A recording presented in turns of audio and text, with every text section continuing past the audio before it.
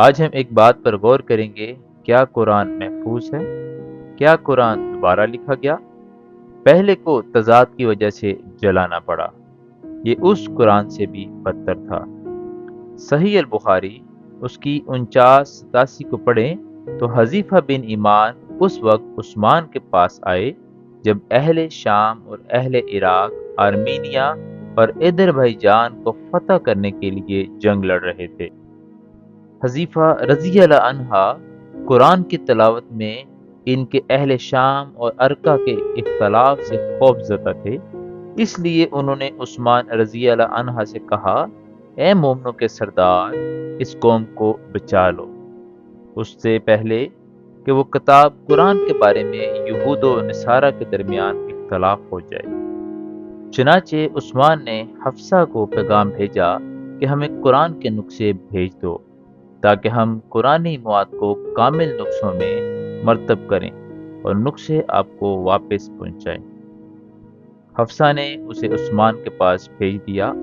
اس کے بعد عثمان نے زید بن ثابت، عثمان بن ازبیر نے بن ایاز کو، عبد الرحمن بن حارث بن حشام کو حکم دیا کہ نسخوں کو کامل نسخوں میں دوبارہ لکھیں۔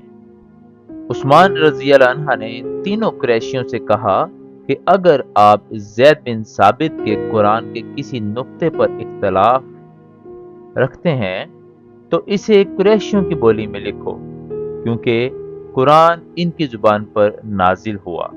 انہوں نے ایسا ہی کیا، اور جب انہوں نے بہت سے نسخے لکھے تو عثمان نے اصل نسخے حفصہ کو واپس کر دیے۔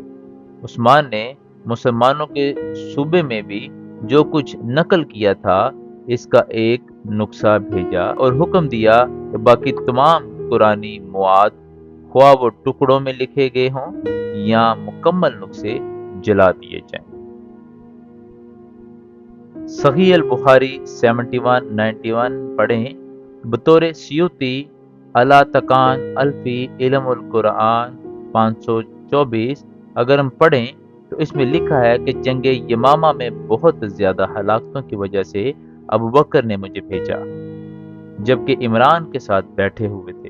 ابو بکر نے کہا، عمر میرے پاس آئے ہیں اور کہا کہ جنگ یمامہ کے دن قرآن مجید کے بہت سے قرآ مارے گئے تھے اور مجھے ڈر ہے کہ میدان جنگ میں قرن کے دوران فساد بڑھ جائے گا، قرآن کا ایک بہت بڑا حصہ ضائع ہو سکتا ہے، اس لیے میں مناسب سمجھتا ہوں کہ آپ کے پاس قرآن مجید جمع کروایا جائے۔ میں نے کہا کہ میں وہ کام کیسے کروں جو رسول اللہ صلی اللہ علیہ وسلم نے نہیں کیا۔ عمر رضی اللہ عنہ نے کہا، اللہ کی قسم یہ فائدہ مند چیز ہے۔ عمر رضی اللہ عنہ نے اس کے لیے مجھ پر دباؤ ڈالتے رہے، یہاں تک کہ اللہ تعالیٰ نے میرا سینہ اس لیے کھول دیا جس کے لیے اس نے عمر رضی اللہ عنہ کا سینہ کھلوایا تھا، اور میری اس معاملے میں واقع ہی رائے تھی جو عمر رضی اللہ عنہ کی تھی۔ ابو بکر رضی اللہ عنہ نے پھر مجھ سے کہا کہ تم ایک عقل مند نوجوان ہو اور ہمیں تم پر کوئی شبہ نہیں، اور تم رسول اللہ صلی اللہ علیہ وسلم کے لیے الہام لکھتے تھے، اس لیے تم قرآن کے ٹکڑے تلاش کر کے اسے ایک کتاب میں جمع کرو۔ زید نے مزید کہا، اللہ کی قسم اگر ابو بکر رضی اللہ عنہ مجھے پہاڑ سے دوسرے پہاڑ میں جگہ دینے کا حکم نہ دیتے، میرے لیے اس سے زیادہ بھاری ہے کہ مجھے قرآن جمع کرنے کا حکم دیا گیا۔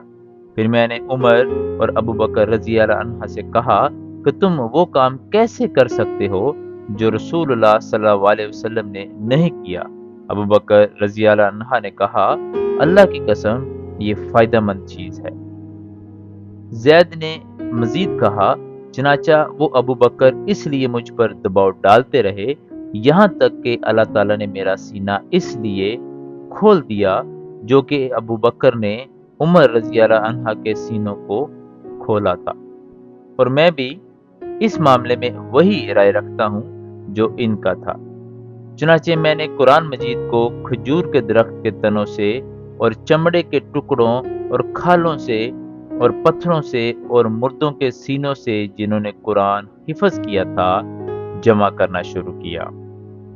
مجھے سیرت التوبہ کی آخری آیات ملی، بے شک تمہارے پاس تم ہی میں سے ایک رسول آیا ہے، خزامیہ یا بھی خزامیہ سے، اور میں نے اس میں باقی صورت کا اضافہ کیا۔ قرآن کے نسخے ابو بکر کے پاس رہے، یہاں تک اللہ نے انہیں اپنے پاس بلا لیا۔ پھر یہ حضرت رضی اللہ عنہا کے پاس رہا، یہاں تک کہ اللہ نے ان کو بھی اپنے پاس لے لیا۔